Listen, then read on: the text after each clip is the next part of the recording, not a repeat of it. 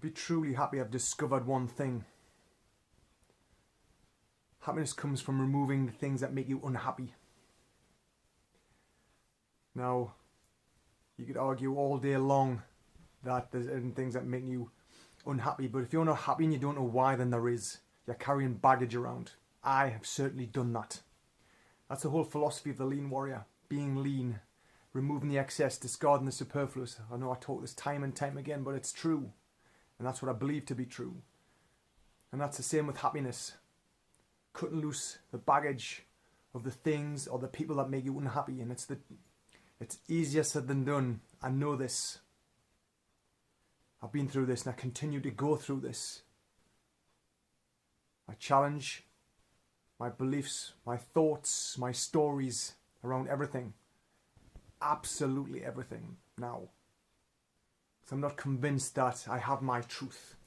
So I'm using my courage and going inside to find my truth, to find my happiness, my 3 values.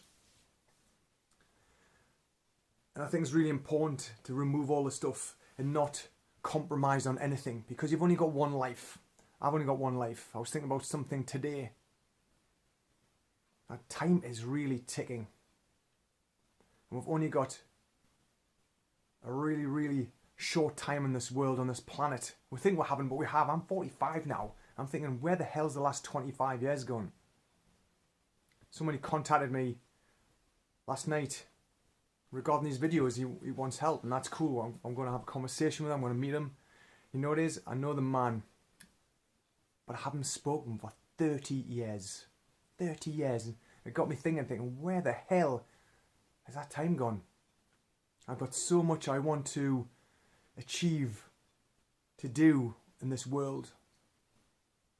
And the time I've squandered over the past few years makes me realise even more that every day is precious. My time is precious, and I haven't got time to waste it. Even when I sit down to relax, I challenge whether I actually truly want to watch what's on the TV, or am I mindly just switching it on because it's there and because I'm just going into another pattern, another story. I just think we really do have to look after ourselves first. Took me a long time to get to there. And one of the things I started with the happiness is my values. And I've talked about them before: truth, courage and happiness. These 3 value words. And they're really important to me because there's times in my recent past, as in this last year, I've had challenges, but over the last 5 or 6 years I have, but I didn't do my values. I didn't do my value work. I didn't do the work on myself to then truly know when it's time to say no. And that's one of the hardest things to say. And so with my value words, I started with lots and lots of words.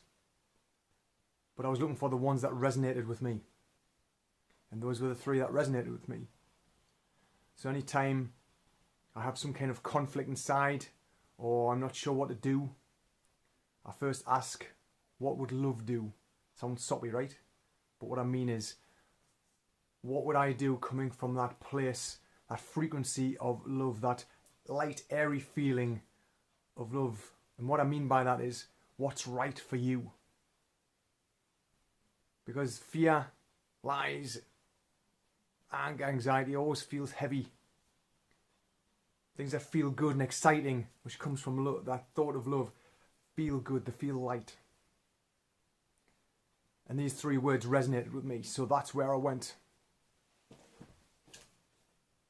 And now, when anything challenges me,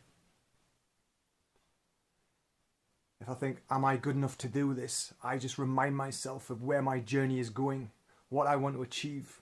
Of course I'm good enough. There's only one of me. There's only one thing, only one unique way of how I live.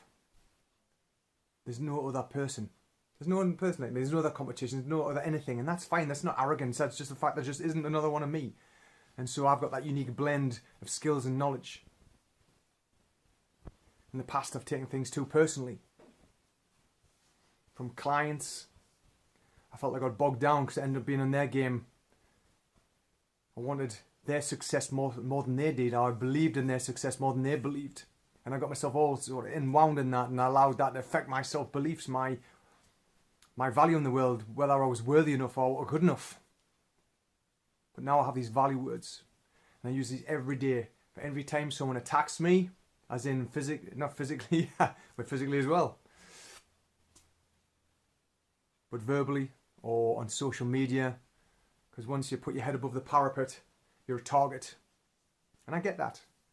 When I get attacked, it's just because I'm being a reflection of theirs, and it's got nothing to do with me, what they think or say, because I can't control it. I can only control how I react to it. And now I've got the value words. I run everything that comes to me, good and bad, through the value words to see whether it's true for me. And every day, that is the case. So I don't have to prove me right for them to be wrong.